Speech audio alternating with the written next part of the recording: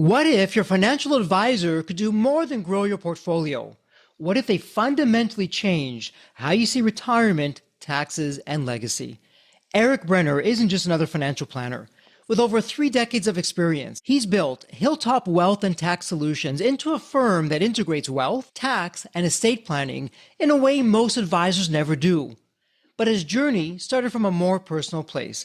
After selling his family business, Erik realized that finance isn't just about numbers. It's about life transitions, values, and creating impact that lasts beyond the balance sheet. As president, CEO, and private wealth advisor, Erik helps retirees, medical professionals, and entrepreneurs navigate the complexities of money, legacy, and freedom, guiding them through the moments that most reshape their lives. His work combines a high technical proficiency with a deep longing for fulfillment to help clients not only reach financial security, but to use it as a platform to live more meaningfully. This is a conversation about transformation and what it takes to lead with vision when money, risk, identity, and legacy all collide.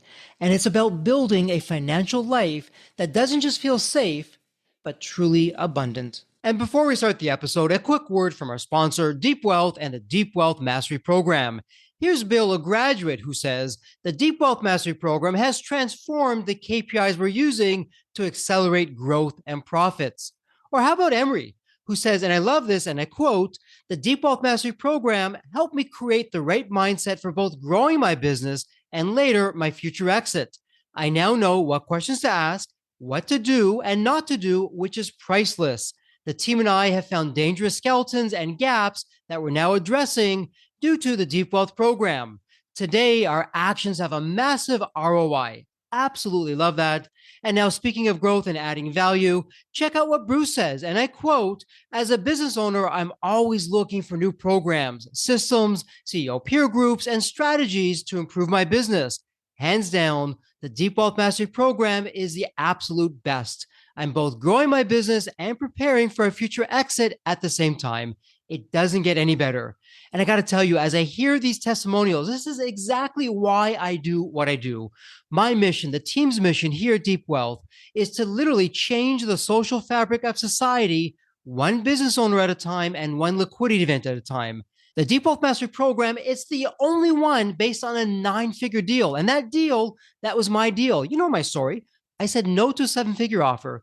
I created a system that we now call Deep Wealth Mastery, and that's exactly what helped myself and my business partners welcome from a different buyer, a different offer, a 9-figure deal.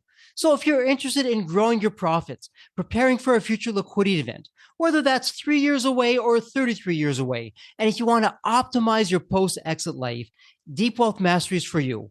Please email success@deepwealth.com. Again, that's success, SUCCESS, at deepwealth.com. We'll send you all the information about the Deep Wealth Mastery Program, otherwise known as the Scale for Ultimate Sales System. Better yet, why not hop on a complimentary strategy call? We'll see where you are at your business and what's standing between you and your financial independence and your dreams.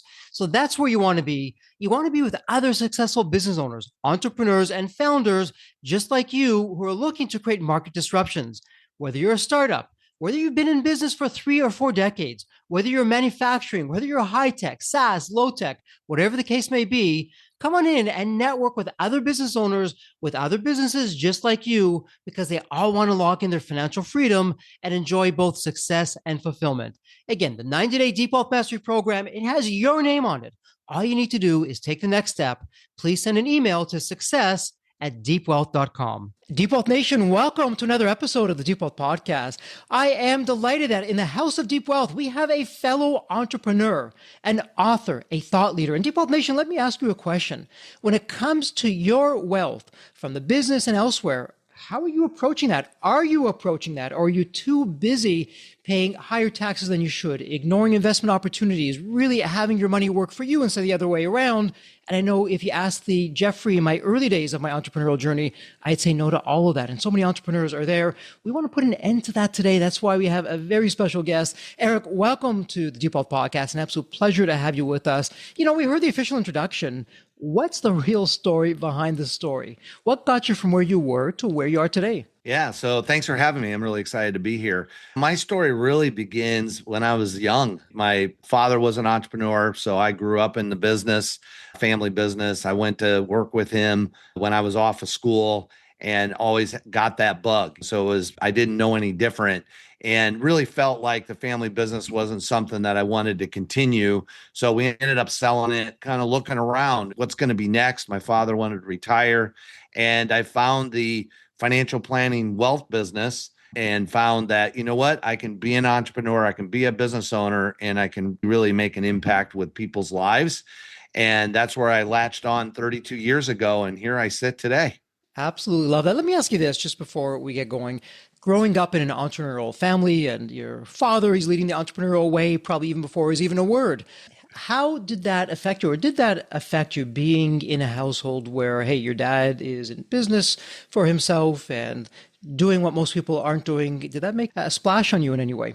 Yeah, it really made an impact. I didn't know the other way, Mm-hmm. but then as I got older and met people that were more about not taking the risk, wanting to make sure that they have a consistent income, I never really was in that camp. And so what it prepared me for was a couple things. Number one is he taught me a lot on how to lead people and Mm-hmm. how to lead teams. So that was a really big help. You learn a lot by doing. So I was able to do that even at a young age, very helpful. Mm-hmm. And then it also taught me, we prepared along with some consulting on our experts at the time, we prepared our business for sale. So I went through all that. I had an interest in that from day one, a numbers piece of it. I always had an interest in finance. And so that really gave me some experience, not just in working in the business, but working on the business and being able to take that to kind of, what I launched 32 years ago. And Eric, let me ask you this before we start getting into the nuts and bolts. I know in our 90-day flagship Deep Wealth Mastery program, when we go to step 6, which is advisory team, and these are hardcore entrepreneurs like you, like me, they're just at it and they have these big visions and dreams. And when we ask, hey, are you working with someone for your current investments and for the cash flow that you do have, some of the profits perhaps you're putting away? One of the common things that we hear is, hey, Jeffrey, no, I don't have enough money. I'm not quote unquote wealthy yet to be able to bring on an advisor like that. For someone in Deep Wealth Nation who's thinking that they're not rich enough yet, they don't have enough money in the bank yet to work with someone like yourself, what are they missing out on? What would you want them to know? Yeah, I think a couple things. One is it's not just about how much in investments. As an entrepreneur, certainly you probably have a big investment. It's probably your biggest investment is your business. And so you want to think about it more as the consultant, the comprehensive planning consultant.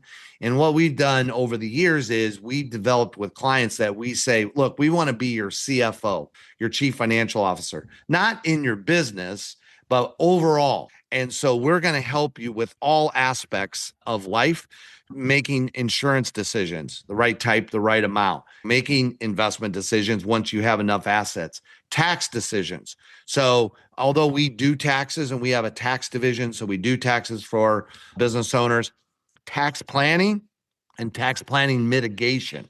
So if you're successful in the business or going to be successful, having somebody that's looking forward for you on the team. So we help coordinate that all for somebody. So just because it's not just about managing assets.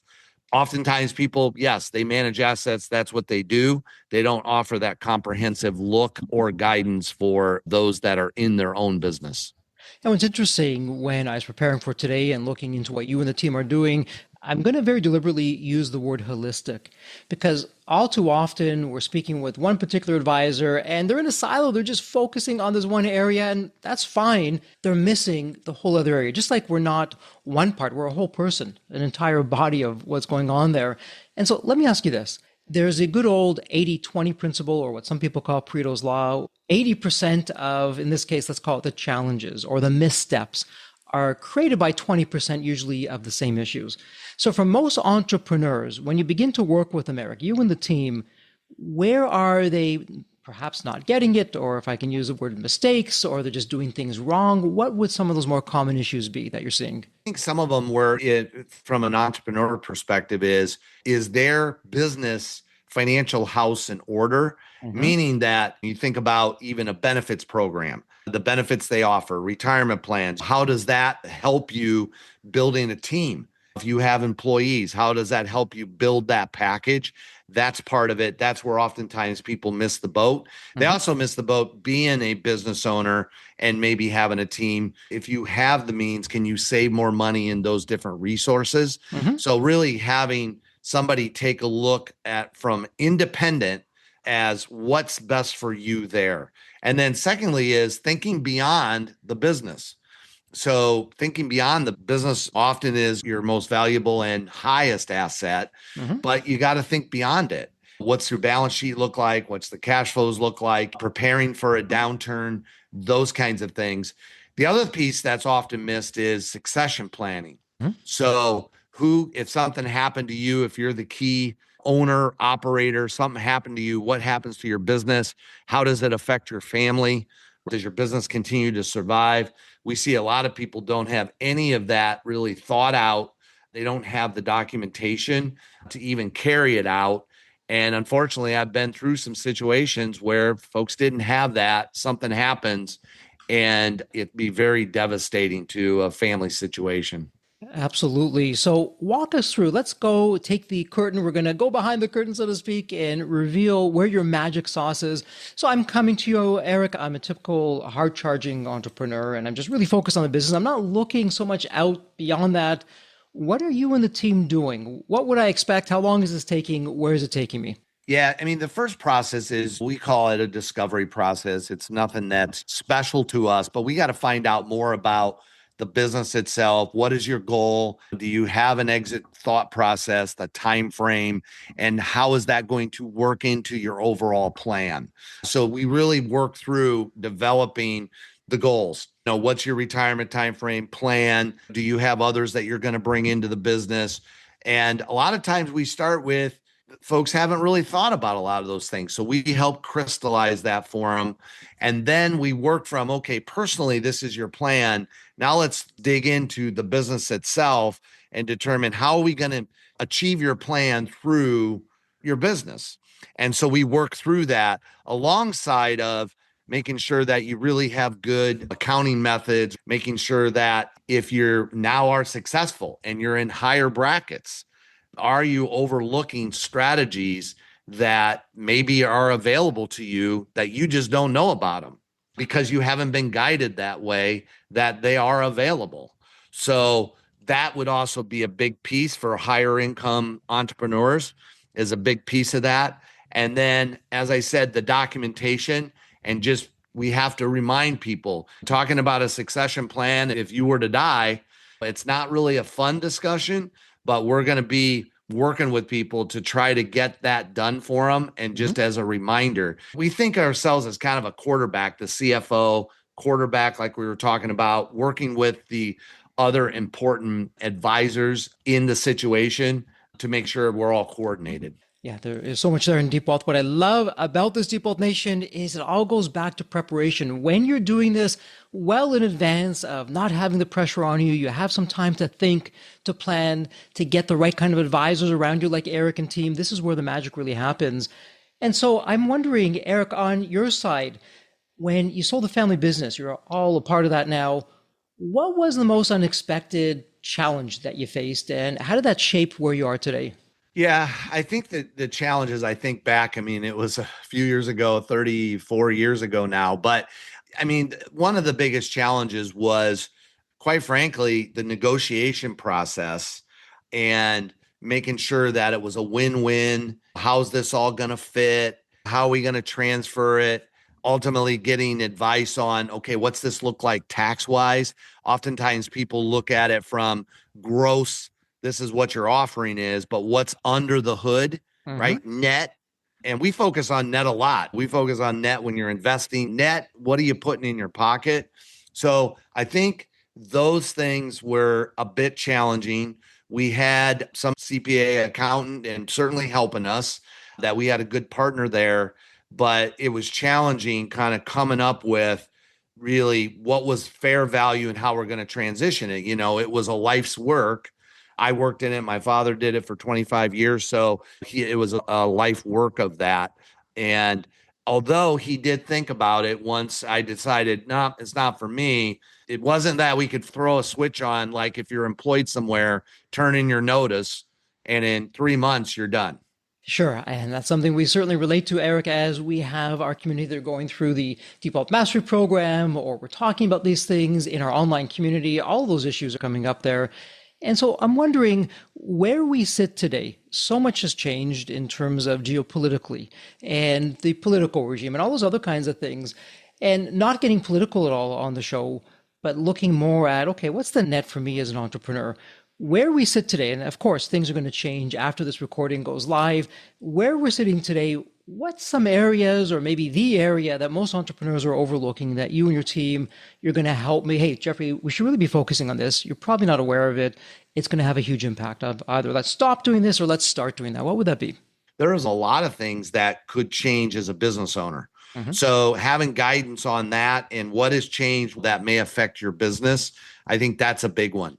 The other one is that with retirement saving, retirement plans, there are plans that are available and those that are business owners that you can put a lot of money away if you have the cash flow and save a lot of tax. But the challenge is you have to think down the road.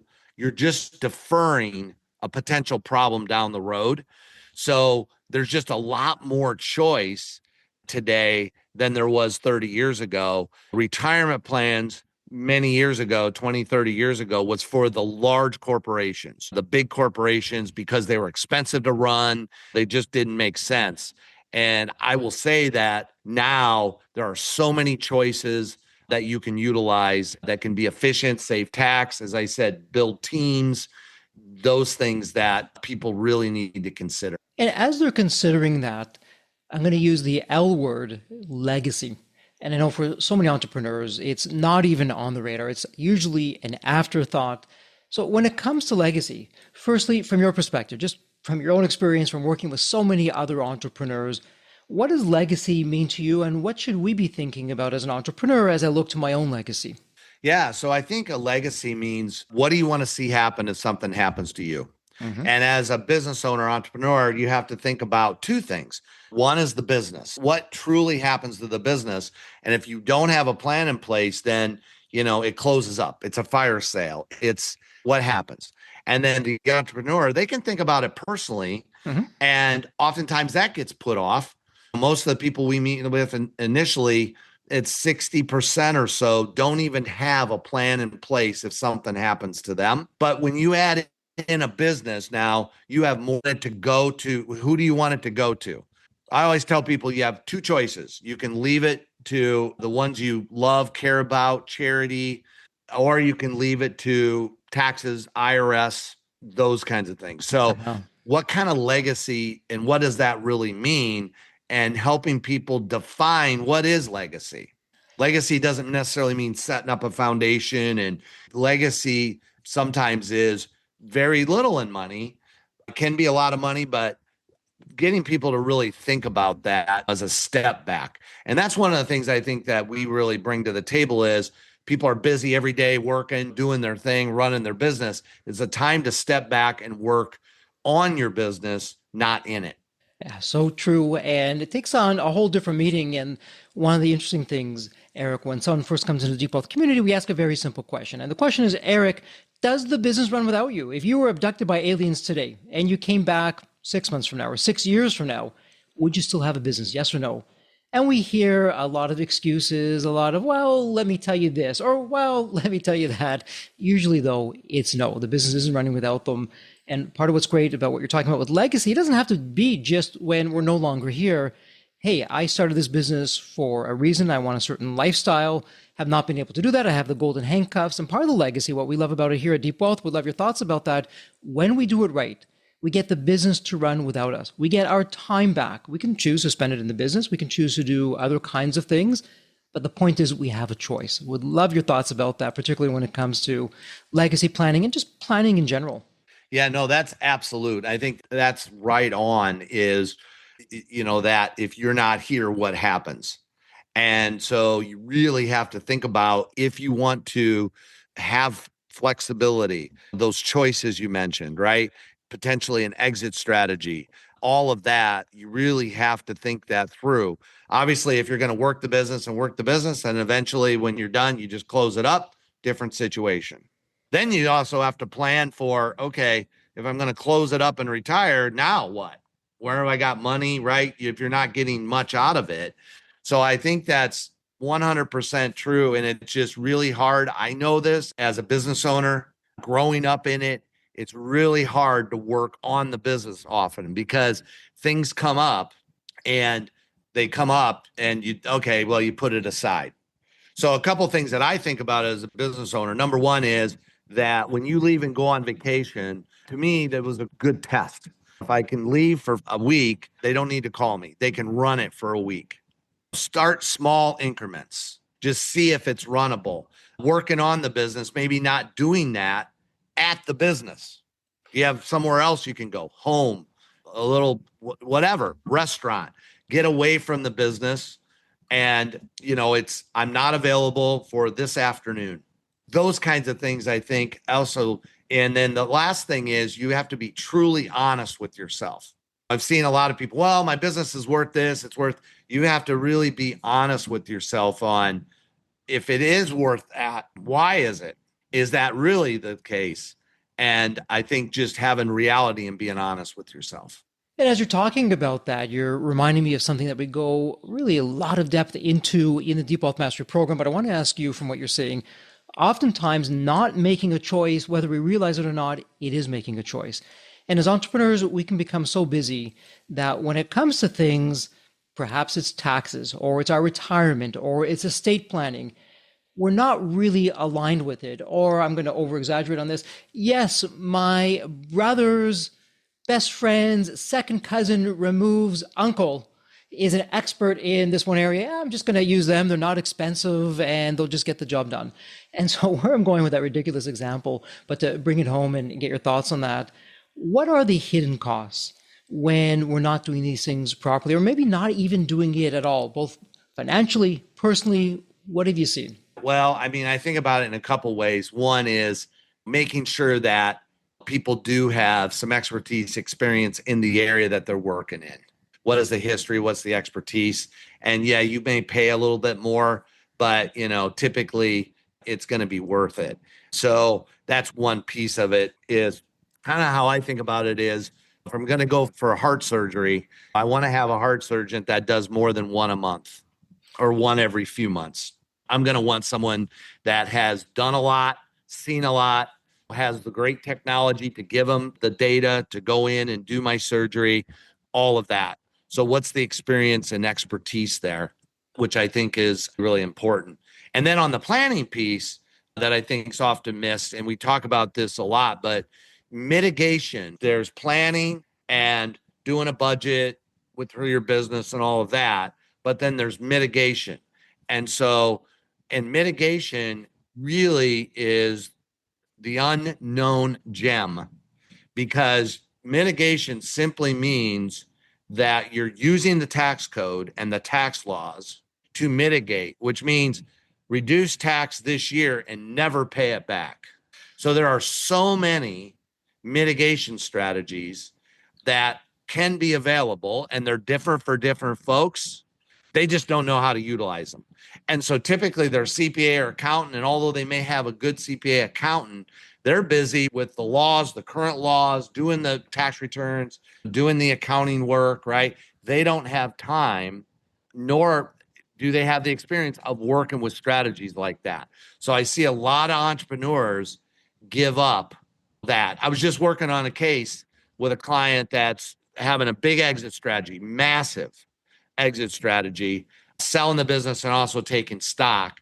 I mean, we're moving the needle this year of almost $7 million less in federal taxes by not doing it and doing it. So we're talking those kinds of things. You just don't assume, take the sale, and then there's nothing to do. So that is also often overlooked, especially on exit strategies. And Default Nation, I want you to think about what Erik just shared. And for starters, we're busy running the business. We don't know what we don't know. Erik and the team, they do. And whether it's $7 million, whether it's $7,000 or $70,000, if we can save that, not just this year, but the year after that, the year after that, you have the compounding effect. So what would that mean? That every year, an extra $7,000, let's just play it down, an extra $7,000, Erik, that I normally wouldn't have. But now I'm working with you and the team. You show me some strategies. I'm able to legally and above board save this money, and I can now set it and forget it. I'm investing it. I'm putting it off to the side. The compound effect. Warren Buffett said this is the eighth wonder of the world. That's huge in terms of what it can do. So, Deep Wealth Nation, let me ask you this. What is it costing you to not do this? To not be sitting down with someone like Erik and team and going through what you can do that's going to, again, everything's above board, everything's legal, save you from having to pay more taxes, or structure it in such a way that down the road is going to be a huge boon to your family or to your business. You're going to change things up. What's the true cost of that? Because oftentimes it's invisible. We don't see it, or if we do see it, by the time we do see it, it's too late. We can't be done. One of the things that we see so often, Erik, when it comes to our exit, whether we're taking some of the chips off the table now or all of them, Uncle Sam has been around the block pretty much and has seen it all. And so we can't 6 months before or 6 days before a liquidity event say, okay, we're now going to do it this way. We're going to save all these taxes.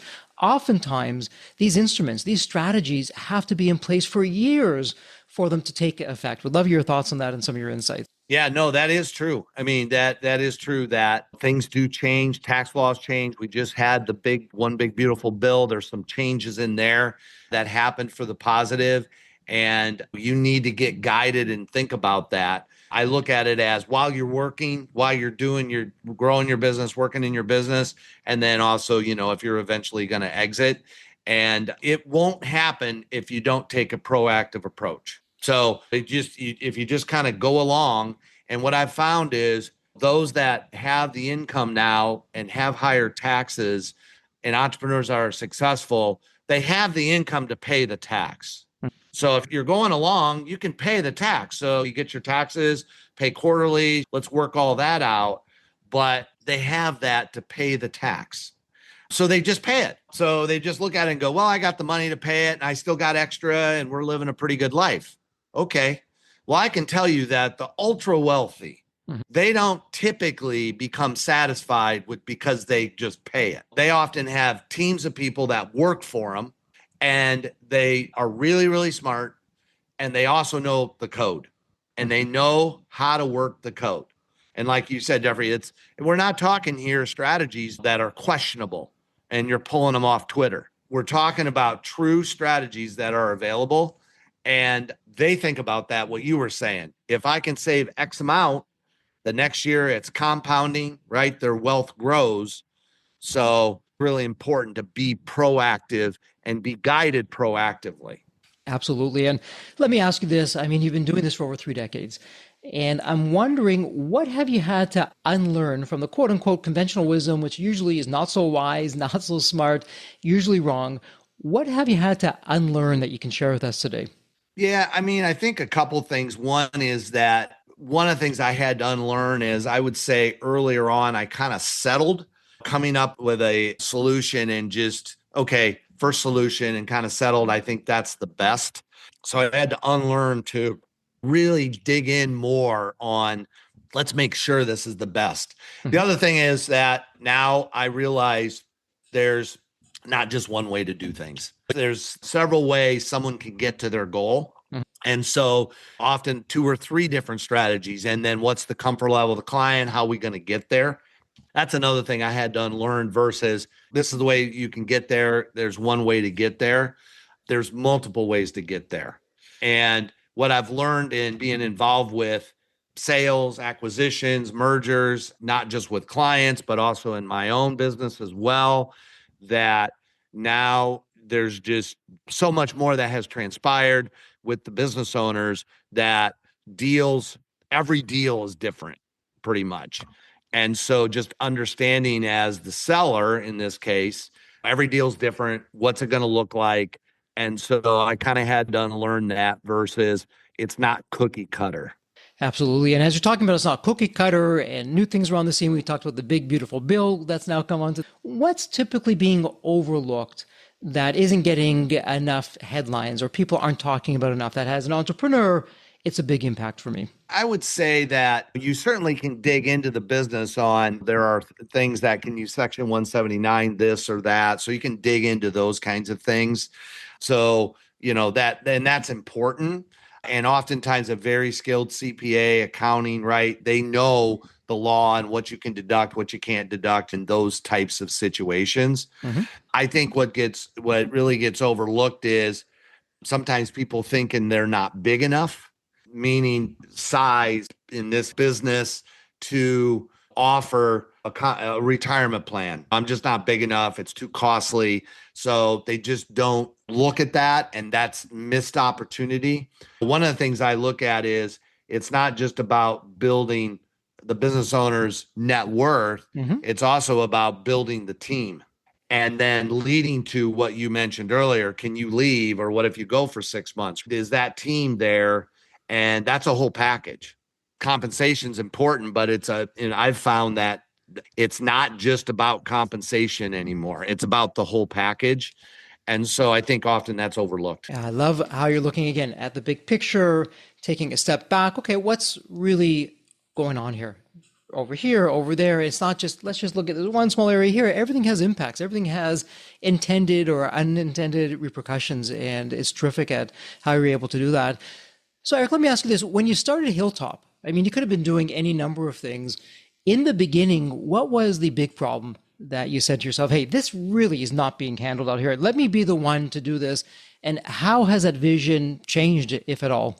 Yeah, I mean, I think, well, first off, it was really rough. You think, okay, I'm a nice person. Initially, it was way investment focused. And although we still have certainly investments is very critical, thinking it was going to be easier than what it was. Hmm. Our business, we just can't throw up a sign and have a sale and people just come in the door. Hmm. So that was really tough. And of course, we didn't have the internet. And so all of that was really tough. And then what we determined was there was just a lot of people that would sell you something, make an investment, sell it to you, you invest. And we really wanted to, and I wanted to be more comprehensive, as we've talked about, a differentiator that it's not about a product. And this is why many years ago we went fully independent.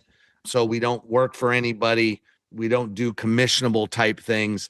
Unfortunately, a lot of times the advice is really to lead someone down the path of buying a product. And it should be about the strategy. It's not the product. Determine what product will end up fitting. And so I wanted to differentiate ourselves. And then as things have gotten more complex, a lot more investment choices, many more tax bills continue to change. I wanted to be for a client that kind of resource that we could provide instead of just one focus, investments or not product driven. And as you're speaking about that, in terms of why you got in the business and the direction that you're heading, artificial intelligence, I'd be remiss if I didn't ask about that. Yeah. And full disclosure, after this publishes, I'm sure most of what we said is going to be obsolete. But that said, let's just go along with it. How has AI begun to affect or already changed the way things are working for you and the team? And where do you see it heading? What would you want Deep Wealth Nation to know about this as entrepreneurs from the financial perspective? Yeah. Yeah, it's a great question. I mean, I can't go a day without talking about it, hearing about it. And so if you're following anything along, it's here and, it's not a fad. And so how I see it is that we're in the early stages of it. We're not kind of in the latter stages of it. And Mhm. so it's going to be integrated, no doubt, in just about every area that we touch as people and then also an entrepreneur. We're seeing it as the ability to be able to bring things together quicker, to Mhm. summarize it. So we're already using it for documents as an example. So succession agreements, estate planning agreements, it's not there to tell us nor the client exactly what to do and give advice. But that document can be scanned in a matter of 30 seconds and it can summarize everything in the document And then it can give us, here's some high levels, maybe look at this, and then we can dig in more. And so we're looking at it from a standpoint of it certainly isn't going to replace us and what we do personally and how to implement, but it's just another tool that's going to help us efficiently. Just like when computers came out and we started using computers more. And so, how do we integrate that and be more efficient in what we do? And the advice that we give to clients and the everyday in our work with clients, it's going to help with that efficiency.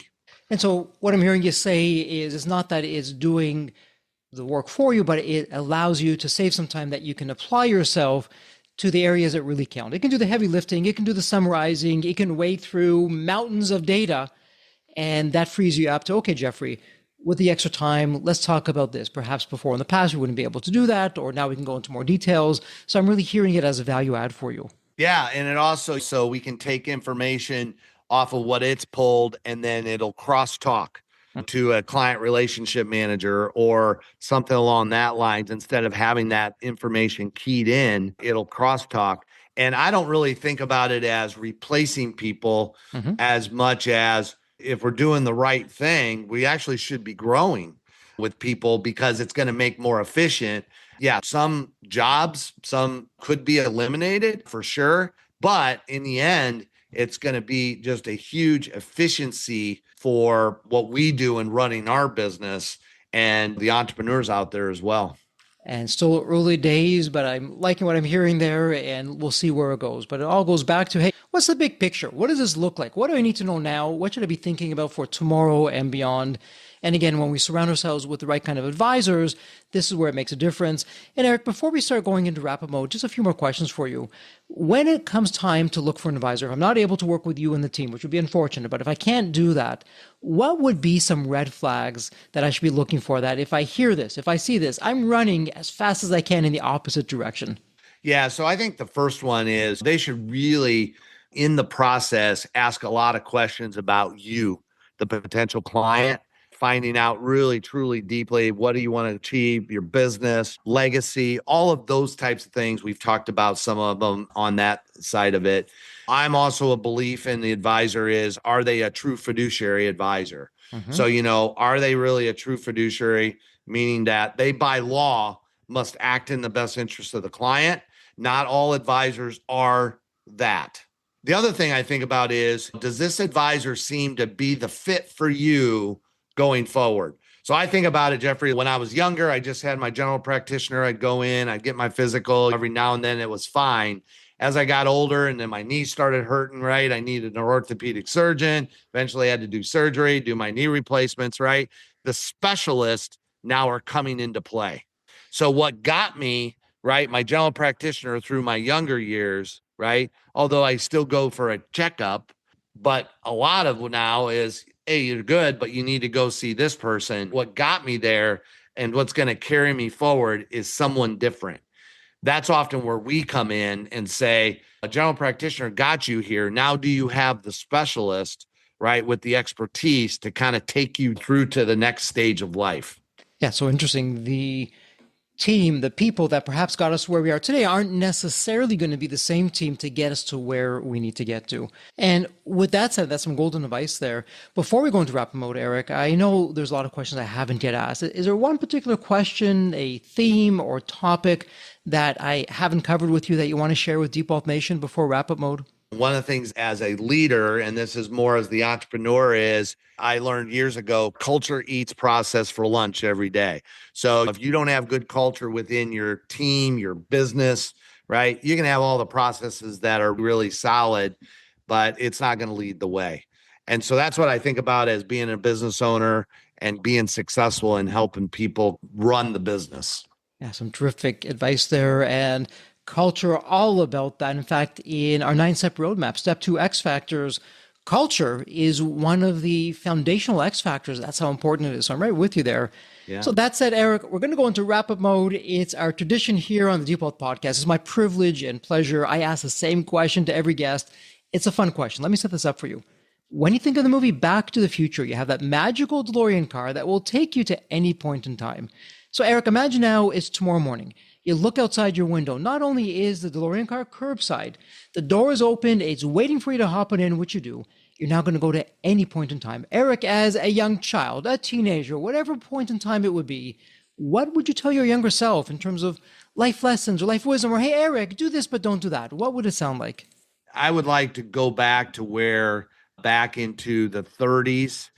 The reason why is that not that I would want to experience it, but being in the business, to see what families really went through during the Great Depression and how they fought through it, did the work, and it was just a real trying time. And so I think it would be a real life experience to be able to go back and see how people got through it and achieved a whole lot during that period of time. And what do you think you'd be telling yourself coming out of that? So you saw that, you had some takeaways in a sentence or two. What would you be telling the younger Erik? I would probably be saying it's not as bad. So no matter what happens, it was a really bad time. And then secondly is persevere. Don't give up. And those would probably be the two, and how rough it was. When many of us have heard from family members that most of them now are deceased, but that lived through that period, grandparents and so forth. And I think we can persevere. We can get through it. Persevere, we can get through it. It's not as bad as it may seem. Some terrific advice. And Erik, all that said, someone in the Deep Wealth Nation, they have a question for you. They want to speak with you or the team. Where would be the best place online to reach it? Yeah, so they can go to our website. I wrote a book that's called The Personal CFO Revolution. So they can grab a book. They can go to hilltopwealthtax.com/podcast. That's hilltopwealthtax.com/podcast. Right there, Jeffrey, they can grab a book, download it, start reading. It's a nice, easy read. We call it, you can read it on an airplane ride, but I think it's got some really good information. And Deep Wealth Nation, great news is it doesn't get any easier. Go to the show notes. It's a point and click. It's all there. Erik, it's official. Congratulations. This is a wrap. And as we love to say here at Deep Wealth, may you continue to thrive and prosper while you remain healthy and safe. Thank you so much. So there you have it, Deep Wealth Nation. What did you think? So with all that said, and as we wrap it up, I have another question for you. Actually, it's more of a personal favor. Did you find this episode helpful? Have you found other episodes of the Deep Wealth Podcast empowering and a game changer for your journey? And if you said yes, and I really hope you did, I have a small but really meaningful way that you can actually help us out and keep these episodes coming to you. Are you ready for it? The dramatic pause. I'll just wait a moment. Drum roll, please. Subscribe.